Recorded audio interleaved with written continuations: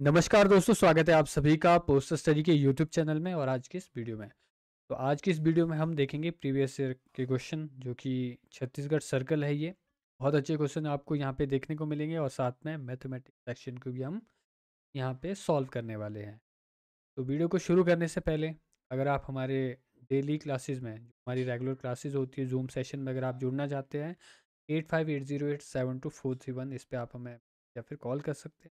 और साथ में अगर आप हमारे मॉक टेस्ट सीरीज़ में जुड़ना चाहते हैं, उसमें आपको टोटल 15 मॉक टेस्ट मिलने वाले हैं, उससे आप अपनी प्रैक्टिस को और ज़्यादा बेटर कर सकते हैं। तो अगर आप जुड़ना चाहते हैं तो 8580872431, इस पर आप हमें कॉल या फिर मैसेज कर सकते हैं। तो चलिए आज की इस वीडियो को शुरू करते हैं। चलिए, तो फर्स्ट क्वेश्चन है हमारा। आपकी सब, अगर वीडियो को बाद में देखते हैं तो वीडियो को पॉज करो और साथ में आंसर देने की कोशिश करो। चलिए, तो क्वेश्चन नंबर फर्स्ट है, the union territory Chandigarh comes under the जुडिक्शन of postal circle. तो कौन से सर्कल के अंतर्गत जो चंडीगढ़ यूटी है वो आती है? चार ऑप्शन दिए गए हैं आपके पास, हरियाणा, पंजाब, हिमाचल प्रदेश और option number D, none of the above. तो यहाँ पे राइट आंसर आपका ऑप्शन नंबर बी हो जाएगा, पंजाब में आता है ये। ठीक है, हमने आपको स्पेशल क्लास भी दी थी कि कौन सा कहाँ पर। चलिए, अगला क्वेश्चन है, यहाँ पे पूछा आपसे, the headquarter of Haryana postal circle is located in which city. जो हरियाणा सर्कल है उसका हेडक्वार्टर कहाँ पर है? हरियाणा पोस्टल सर्कल का तो कहाँ पर है वो? अम्बाला कैंट में है। राइट आंसर आपका ऑप्शन नंबर बी हो जाएगा। इसी के साथ आगे बढ़ेंगे नेक्स्ट क्वेश्चन की तरफ। तो यहाँ पे आपसे पूछा है, post office are divided in how many classes. डाकघरों की को कितनी श्रेणियों में डिवाइड किया गया है? तो चार ऑप्शन दिए गए हैं आपके पास, राइट आंसर आपने बताना है। तो राइट आंसर यहाँ पे क्या हो जाएगा? तीन हो जाएगा। तीन श्रेणियाँ, H O, S O, B O, इन तीन श्रेणियों में इसको डिवाइड किया गया है। चलिए, अगला क्वेश्चन है, यहाँ पे आपसे पूछा है, Flatley bureau catered the needs of which of the following. जो फ्लैटली ब्यूरो होता है, निम्नलिखित में से किसकी आवश्यकता को वो पूरा करता है? चार ऑप्शन दिए गए हैं आपके पास, राइट आंसर आपने देना है। टिकट संग्राहकों को, बीमा डाकरों को, बीमा ग्राहकों को, या फिर बैंकिंग ग्राहकों को, या फिर थोक निर्यातकों को। तो यहाँ पे बात हो रही है फ्लैटली की। तो फ्लैटली का जो मेन पर्पस होता है वो स्टैम्प को कलेक्ट करना होता है, स्टैम्प से रिलेटेड होता है। तो राइट आंसर आपका ऑप्शन नंबर ए होगा। इसी के साथ आगे देखिए नेक्स्ट क्वेश्चन। तो यहाँ पे बोला है आपसे, payment of postage is normally not affected by which of the following. डाक शुल्क का भुगतान निम्नलिखित में से किसके द्वारा है? चार ऑप्शन दिए गए हैं आपके पास, postage stamps, revenue stamp, impression Y, banking machine, all of the above. तो राइट आंसर आपने बताना है। तो किस से नॉट मतलब नहीं मान्य है? ठीक है, क्वेश्चन को आपने अच्छे से पढ़ना है। जब हमने कोई क्लासेस करी थी वहाँ पे हमने आपको बताया था कि जो रेवेन्यू स्टैम्प्स होती है उसका हम पोस्टेज के रूप में उसका स्टैम्प यूज़ नहीं करते हैं। तो राइट आंसर क्या हो जाएगा? Option number B. अगर बात करें पोस्टेज स्टैम्प्स की, पोस्टेज स्टैम्प्स यूज़ करते हैं, और वही काम जो हमारी फ्रैंकिंग मशीन होती है उसका जो इम्प्रेशन है वो भी वही काम करता है। Right answer option number B होता है। और इसी के साथ आगे बढ़ेंगे नेक्स्ट क्वेश्चन की तरफ। चलिए, तो यहाँ पे पूछा है, what is franking machine. Franking machine क्या चीज़ है? स्टैंपिंग मशीन है, फोटो कॉपी मशीन है, cash counting machine, weight machine. चार ऑप्शन दिए गए हैं, राइट आंसर आपने बताना है। तो फ्रैंकिंग मशीन की बात हो रही है तो वो क्या चीज़ है? एक स्टैंपिंग मशीन है, स्टैम्प्स का काम कर रही है वो। जो उसका इम्प्रेशन है वो स्टैम्प के रूप में यूज़ किया जाता है। चलिए, नेक्स्ट क्वेश्चन है। तो यहाँ पे आपसे पूछा है, every letter has to be stamped with the date stamp of least how many post office.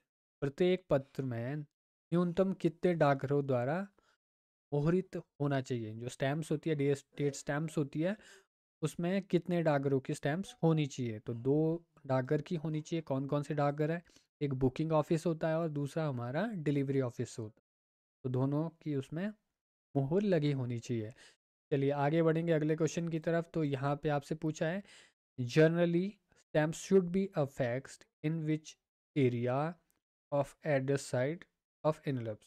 सामान्य डाक सामान्य टिकटों को लिफाफे के पते की तरह किस स्थान पर लगाया जाना चाहिए? ठीक है, तो यहाँ पे पूछा है कि जो स्टैम्प्स है वो कहाँ पर लगानी चाहिए जनरली, ठीक है। तो कहाँ पर लगी होनी चाहिए, राइट हैंड टॉप कॉर्नर की साइड में लगी होनी।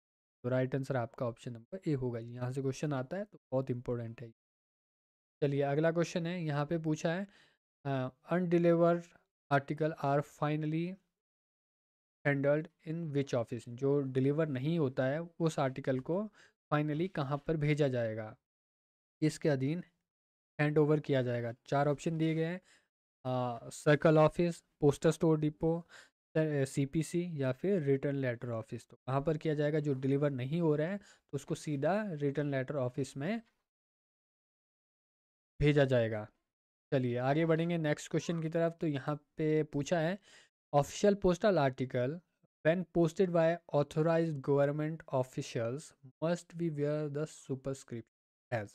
जो ऑफिशियल पोस्टल आर्टिकल होते हैं अगर उसको भेजा जा रहा है तो उसमें सुपरस्क्रिप्शन क्या होना चाहिए। चार ऑप्शन दिए गए हैं। देखिए फर्स्ट में बोला गया है on India government service, option number B on register service, option number C on service, और option number D none of the. हमने जब आपको पढ़ाया था ऑफिशियल पोस्टल आर्टिकल तो वहाँ पे हमने आपको बताया था कि वहाँ पे क्या लिखना होता है। अगर कोई ऐसा आर्टिकल हो, OIGS हो सकता है आपके पास, ऐसा भी है शॉर्ट फॉर्म में OIGS। OIGS लिखना होना चाहिए। OIGS मतलब on India government service. Right answer हमारा ऑप्शन नंबर ए होगा। और आगे देखिए अगला क्वेश्चन। तो यहाँ पे पूछा है for a speed post consignment the insurance facility is available up to maximum amount of. जो स्पीड पोस्ट का जो इंश्योरेंस फैसिलिटी है इंडिया पोस्ट की, वो कितने रुपए तक की है, कितने रुपए तक की है, अप टू मैक्सिमम 1 लाख। तो right answer option number A होगा यहाँ पे। और इसी के साथ अगला क्वेश्चन देखिए। तो यहाँ पे बोला गया है the maximum weight for an unregistered parcel is how many kilogram. तो जो अनरजिस्टर्ड पार्सल होगा उसका मैक्सिमम वेट कितने किलोग्राम का होगा। ठीक है, अनरजिस्टर की बात हो रही है तो 4 किलोग्राम, अगर रजिस्टर की बात हो BO की तो 10 kg, और अगर SO की बात हो तो मैक्सिमम जो वेट होगा वो 20 kg होगा। साथ साथ आप आंसर देते रहिए, और अगर आपको लगता है कि हम तेज़ चल रहे हैं तो वीडियो को पॉज करो और साथ में आंसर देने की कोशिश करिए। चलिए तो यहाँ पे पूछा है ए आर्टिकल कैन बी। एक आर्टिकल हो सकता है, क्या क्या हो सकता है आर्टिकल में, ठीक है। Register letter, register parcel, valuable register parcel, all of the above. तो क्या हो सकता है, ठीक है। जो आर्टिकल्स होता है उसको हम रजिस्टर कर सकते हैं, रजिस्टर पार्सल भी कर सकते हैं, उसको रजिस्टर लेटर कर सकते हैं, वैल्यूएबल कर सकते हैं, इंश्योरेंस कर सकते हैं, ठीक है, स्पीड पोस्ट कर सकते हैं। मतलब ऑल ऑफ दी जो भी यहाँ पे ऑप्शन दिए गए हैं ये सारे हो जाएंगे, रजिस्टर को हम ये सब चीज़ें कर सकते हैं। ऑप्शन नंबर डी सही होगा। और अगला क्वेश्चन देखिए यहाँ पे पूछा है annual rate of interest on PPF, ठीक है। तो जो 2023 से 24 तक जो चल रहा था वो आपने बताना है। तो यहाँ पे एग्जैक्ट नहीं है क्योंकि उस टाइम कम थी। तो राइट आंसर आपने बताना है, ठीक है, PPF का।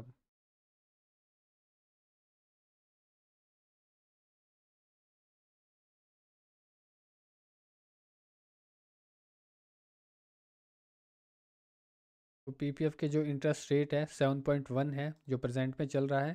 तो 7.1 को हम मार्क करेंगे, ऑप्शन नंबर बी, ठीक है। चलिए आगे बढ़ेंगे नेक्स्ट क्वेश्चन की तरफ। तो यहाँ पे पूछा है for post office time deposit account type of account not available. तो पोस्ट ऑफिस में टाइम डिपॉजिट जो TD अकाउंट होता है इनमें से कौन सा ऐसा अकाउंट है जो नहीं है। चार ऑप्शन दिए गए हैं, 1 ईयर TD होता है, 2 ईयर TD होता है, 4 ईयर TD नहीं होता, और 5 ईयर TD होता है। तो राइट आंसर क्या हो जाएगा, ऑप्शन नंबर सी। चलिए आगे बढ़ेंगे अगले क्वेश्चन की तरफ। तो यहाँ पे पूछा है a person who send money order is called. जो व्यक्ति मनी ऑर्डर को भेजता है वो क्या कहलाता है, ठीक है। हमने देखा अगर हम किसी आर्टिकल को भेज रहे हैं, ठीक है, मान लीजिए एक आर्टिकल है, राहुल ने भेजा है, उसको बुक किया गया है, वो राहुल के द्वारा भेजा गया है श्याम के लिए। राहुल क्या है, सेंडर है, और श्याम क्या है, रिसीवर है, रिसीवर या फिर एड्रेसी है। तो यहाँ पे बात हो रही है जो मनी ऑर्डर को भेज रहा है, ठीक है, उसको क्या बोलेंगे। चार ऑप्शन दिए गए हैं आपके पास, राइट आंसर आपने बताना है।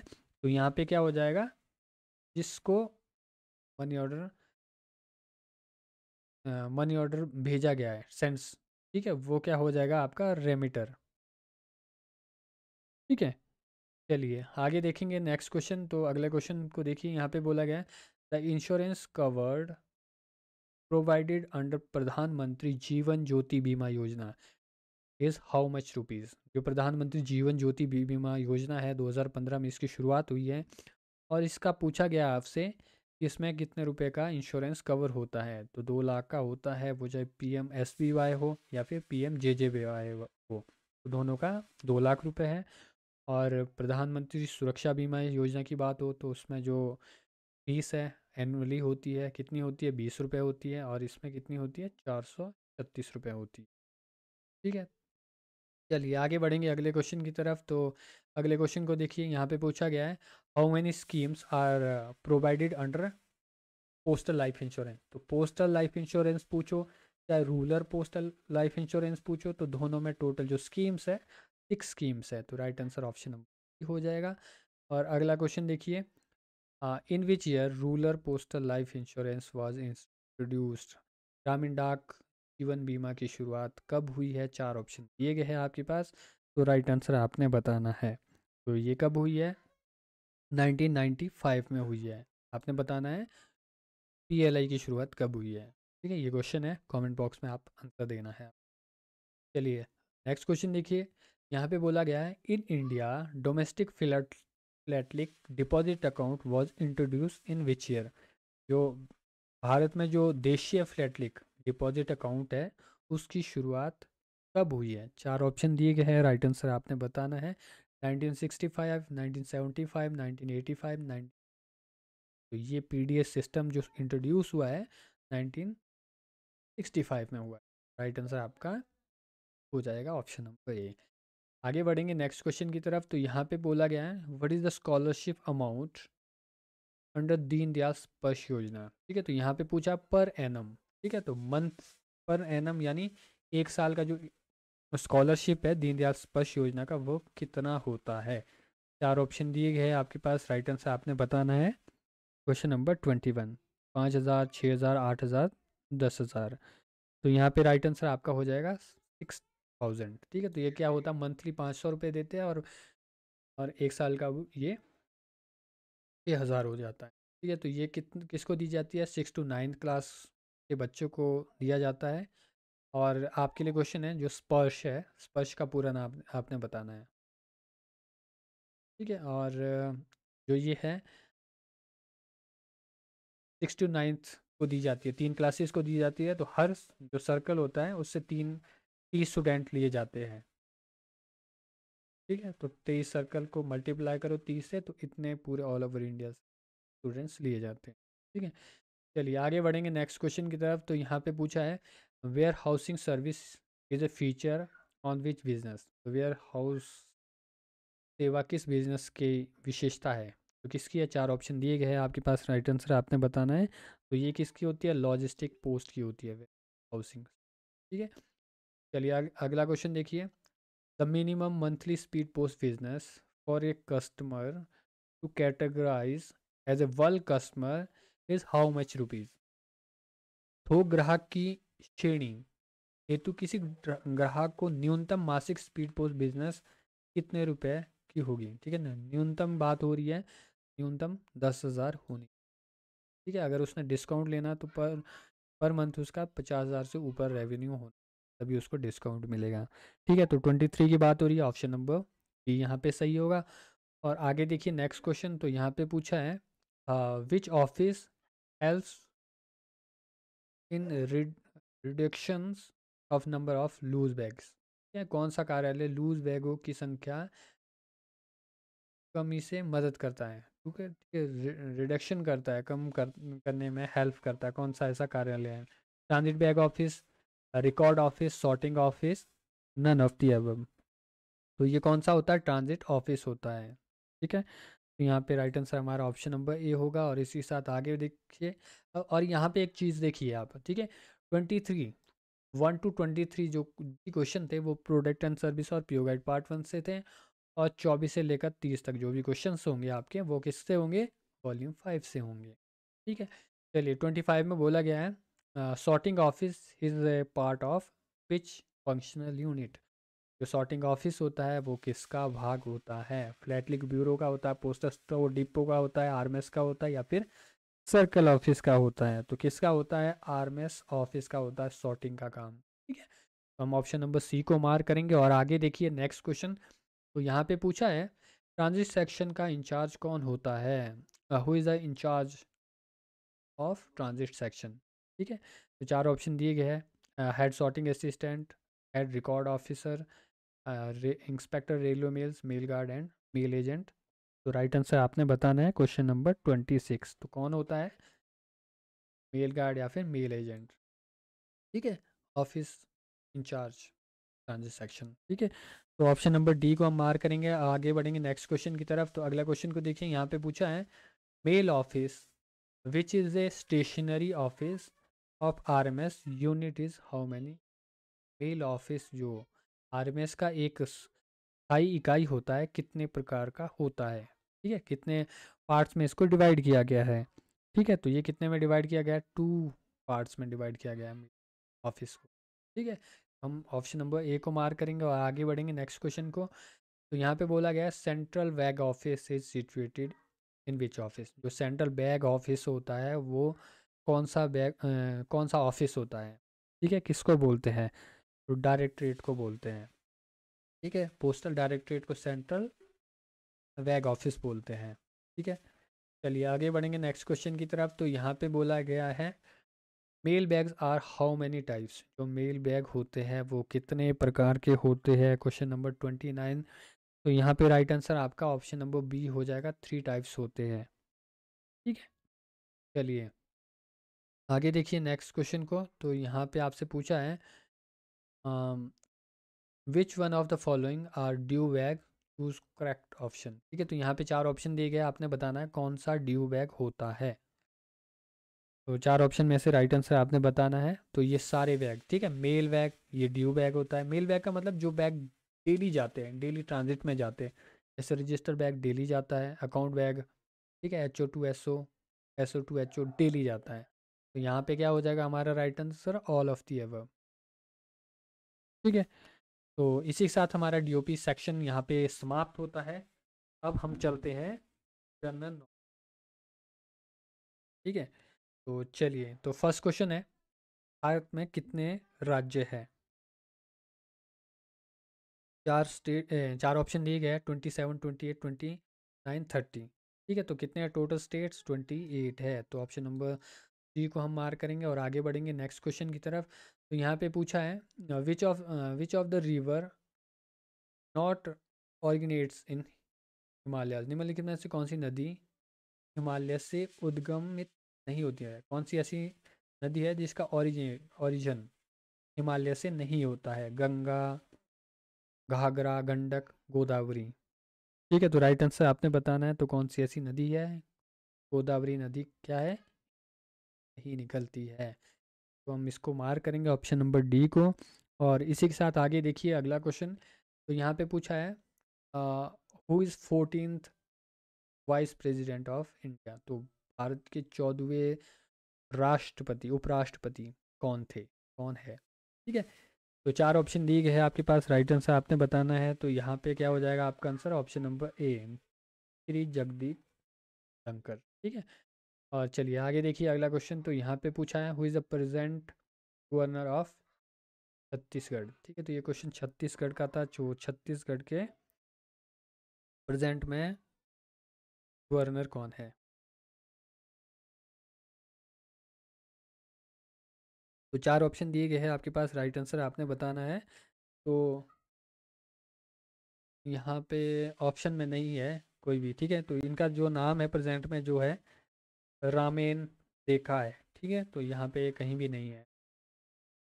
तो आप लोगों ने अब जो जो आप अब जिस जिस सर्कल से है, तो आप अपने अपने स्टेट्स के जो भी गवर्नर है उनका तो पता ही होता है, तो आपको पता होना चाहिए। चलिए आगे देखिए नेक्स्ट क्वेश्चन। तो यहाँ पे पूछा है which with which sports the famous sports personal personality mister Mittal Raj is associated with? प्रसिद्ध खिलाड़ी सुश्री मित्तली राज का संबंध किस खेल से है? जो मित्तली राज है उनका संबंध कौन से खेल से हैं, तो कौन से खेल से है, बॉक्सिंग से है। ठीक है, ये क्यों है इम्पोर्टेंट, आपको पता होना चाहिए। जैसे अभी ओलंपिक हो रही है, उनमें से किसने गोल्ड लिया, ये सब चीज़ें थोड़ी इंपॉर्टेंट रह जाती। चलिए, तो यहाँ पे पूछा है in which year the state Chhattisgarh come into existence, Chhattisgarh राज्य का किस वर्ष अस्तित्व में आया। ठीक है, तो 4 ऑप्शन दिए गए हैं आपके पास, तो राइट आंसर आपने बताना है।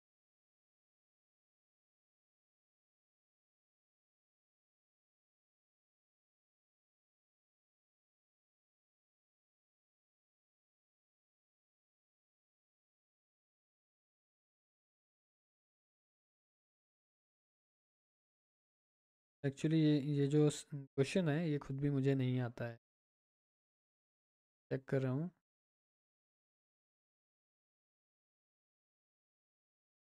तो ये हुआ था 2000 में, सन 2000 में आया ये अस्तित्व में। ठीक है, तो यहाँ पे right answer option number C हो जाएगा। चलिए, अगला क्वेश्चन है। तो यहाँ पे बोला है भारतीय स्वतंत्रता संघर्ष के दौरान बंगाल का जो विभाजन हुआ था किस वर्ष हुआ था। 4 ऑप्शन दिए गए हैं, राइट आंसर आपने बताना है। तो ये कब हुआ था, 1905 5 में हुआ था बंगाल का विभाजन। चलिए, अगला क्वेश्चन है। यहाँ पे पूछा है view is the famous festival of which state of India. तो जो बिहू है भारत के किस राज्य का वो प्रसिद्ध त्यौहार है। 4 ऑप्शन दिए गए हैं, राइट आंसर आपने बताना है। तो कहाँ का है ये, आसाम का है, तो राइट आंसर हमारा ऑप्शन का। नेक्स्ट क्वेश्चन है how many union territories are there in India. ठीक है, तो इससे पहले हमने देखा कि टोटल स्टेट कितने हैं। अब यहाँ पे पूछा गया है कि टोटल यूटी कितनी है हमारे भारत में। तो 4 ऑप्शन दिए गए हैं 39 का। तो राइट आंसर क्या हो जाएगा, ऑप्शन नंबर बी, टोटल कितनी यूटी है, बी है, मतलब 8 है।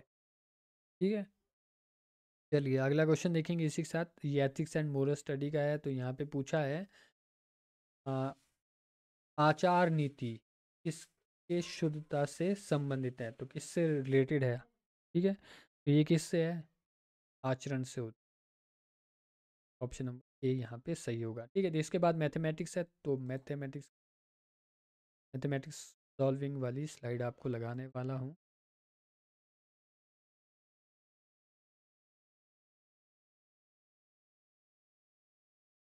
चलिए, तो फर्स्ट क्वेश्चन देखिए यहाँ पे, आप सभी की स्क्रीन में लग चुका है। यहाँ पे बोला गया है एक व्यापारी के पास कुछ संतरे हैं, उसका 60% बेच देता है और 40 संतरे फिर बच जाते हैं। स्टार्टिंग में उसके पास टोटल कितने संतरे थे उसके। ठीक है, 4 ऑप्शन दिए गए हैं, राइट आंसर आपने बताना है। तो सॉल्व करता हूँ मैं, चेक करता हूँ यहाँ पे।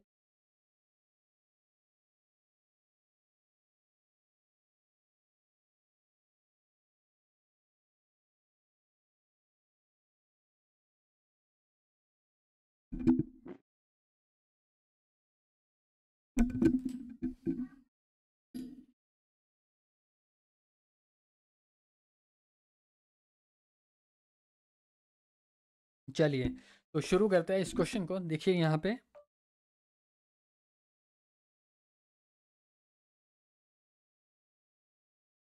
वेट,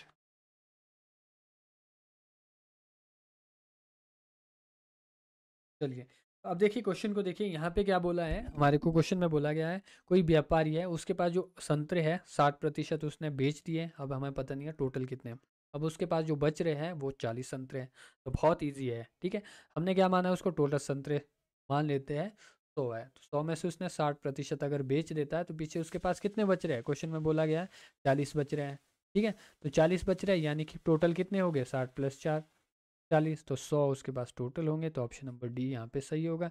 चलिए, अगला क्वेश्चन है। यहाँ पे बोला गया है 700 रुपये 7% साधारण ब्याज पर 7 वर्ष हेतु निवेश किए जाते हैं, ब्याज राशि कितनी होगी। तो बहुत ईजी है, सिंपल इंटरेस्ट का हमने फॉर्मूला लगाना है और इजीली ये सॉल्व हो जाता है। एस आई निकालना है, SI = PR/T/100। ठीक है, तो प्रिंसिपल कितना है हमारे पास, 700 है, मल्टीप्लाई 7%, 7 ईयर, तो डिवाइड कर दो 100 से, तो 2 जीरो से 2 जीरो कर दी, 7×7 = 49, 50×7 तो कितना हो जाएगा, 343 होता है।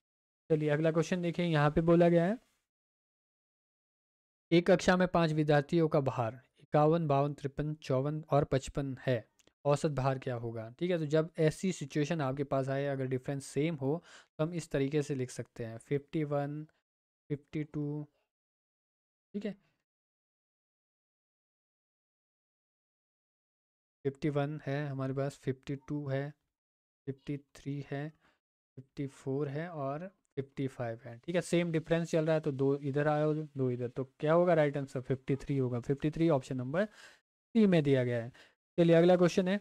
कुमारी राधा एक स्कूटर को 40,000 रुपये में खरीदती है और 38,000 रुपये में वो उसको बेचती है, तो हानि प्रतिशत ज्ञात कीजिए। अब देखिए, कोई अगर उसको खरीद रहा है, ठीक है, कॉस्ट प्राइस की बात हो रही है यहाँ पे।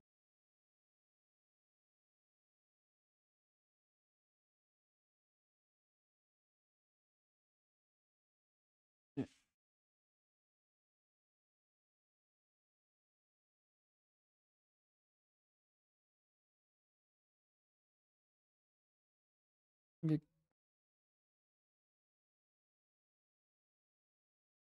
अब देखिए क्वेश्चन में क्या हो रही है, कॉस्ट प्राइस की बात हो रही है। कॉस्ट प्राइस कितने का उसने खरीदा था? उसको 40,000 रुपये में खरीदा था। और बेचा कितने का? सेलिंग प्राइस 38,000 में उसने अगर बेचा, तो पता है हमारे को उसको लॉस कितने का हुआ? 2,000 का लॉस हुआ। अब हमने क्या निकालना है? हानि प्रतिशत। हानि प्रतिशत हम हमेशा कॉस्ट प्राइस पे निकालते हैं। तो लॉस उसको 2,000 का हुआ, या 2,000 का अगर लॉस हुआ, तो हम 1000 डिवाइड बाय 40,000, जितने का उसने उसको खरीदा था, मल्टीप्लाई कर देंगे 100 से।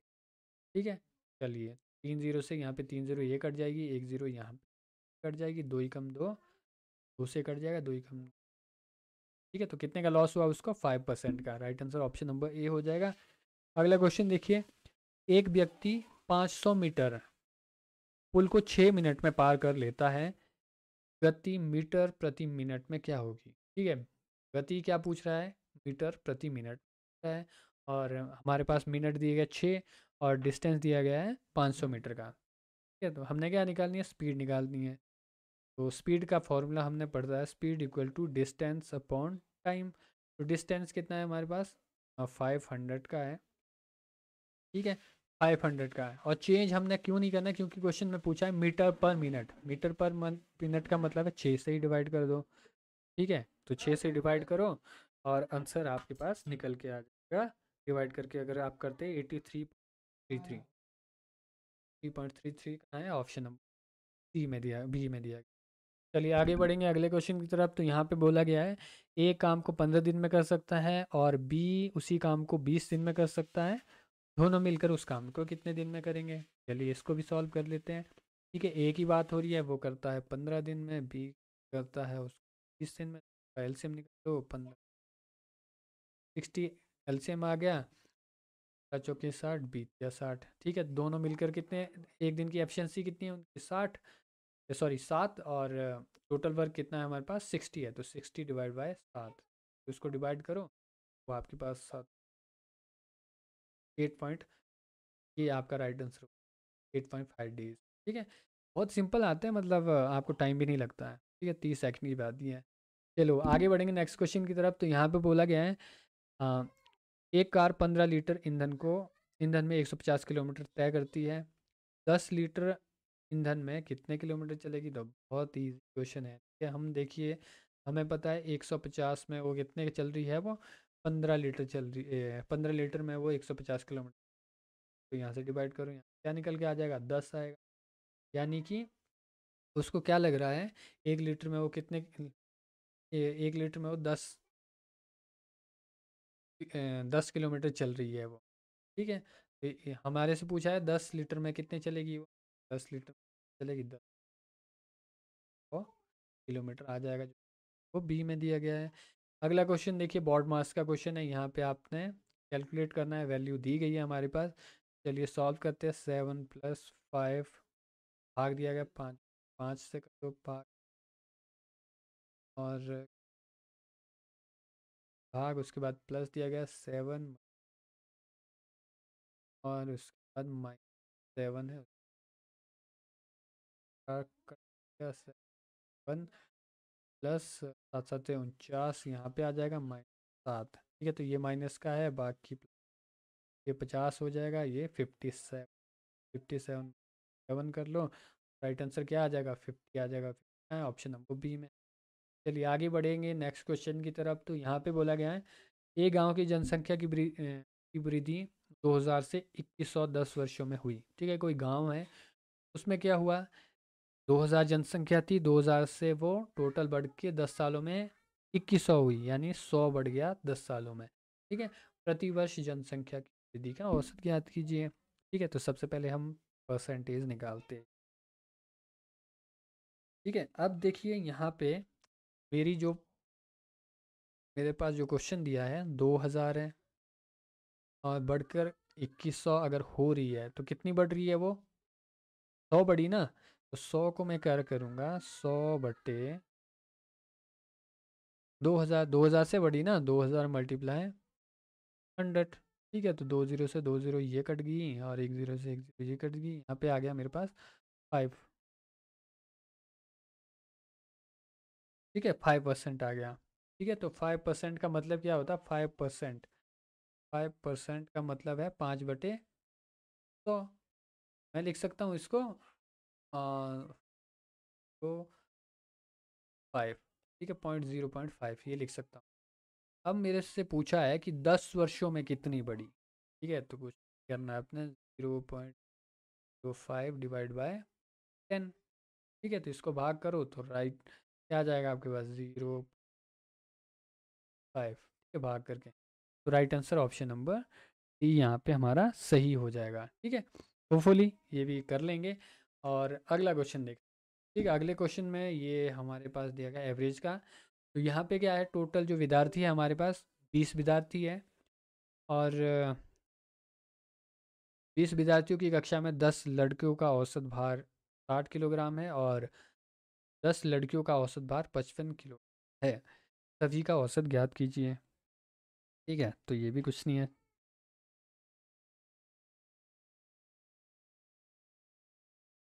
जस्ट पेट मेरा थोड़ा ये, चलिए तो सॉल्व करते हैं इस क्वेश्चन को। चलिए अब देखिए मेरे पास जो टोटल स्टूडेंट्स है वो कितने हैं, 20 है। ठीक है, हमने यहाँ पे नहीं जाना है, हमें पता है जो 10 लड़के हैं, 10 बॉयज़ है, उनका जो औसत भार है वो कितना है, 60 है। ठीक है, तो टोटल भार कितना होगा, 60 × 10 तो 600 निकल के आ जाएगा टोटल भार। अब दूसरी कंडीशन है, जो लड़कियां हैं वो भी 10 ही है, उनका औसत भार कितना है, 55। लिख लेते हैं 11 के 500। ठीक है, तो टोटल का सम तो टोटल ये कितने हो गए मेरे पास, 20 हो गए ये, और इसका 4×5 = 11, 1150। ठीक है, तो डिवाइड करो, 1150 भाग 20, 2 0 से यहाँ पे कट जी, और इसको भाग कर लो, कितना आ जाएगा, 57.5 कहाँ है, तो बी। ठीक है, इस तरीके से सॉल्व करना है, बहुत इजी है। होपफुली आप सभी लोग इसको क्लियर कर लेंगे, और बहुत इजी है। ठीक है, थोड़ा सा प्रैक्टिस तो करनी पड़ेगी आपको। कोई भी डाउट्स हो यू कैन आस्क, हम गाइड कर देंगे। और वीडियो अच्छी लगे तो वीडियो को लाइक ज़रूर करें, और चैनल पे फर्स्ट टाइम विज़िट कर रहे हो तो चैनल को सब्सक्राइब ज़रूर करें, और अपने दोस्तों को भी शेयर करें। और अगर आप हमारी रेगुलर क्लासेस पे ज्वाइन होना चाहते हैं, ये हमारा जो कोर्स है ये क्रैश कोर्स है, अगर आप ज्वाइन होना चाहते हैं तो 8580874431 कॉल या फिर मैसेज कर सकते हैं। और साथ में आप हमारे मॉक टेस्ट सीरीज़ में भी। इसी के साथ ही इस क्लास को यहाँ पे क्लोज करते हैं। Thank for watching class.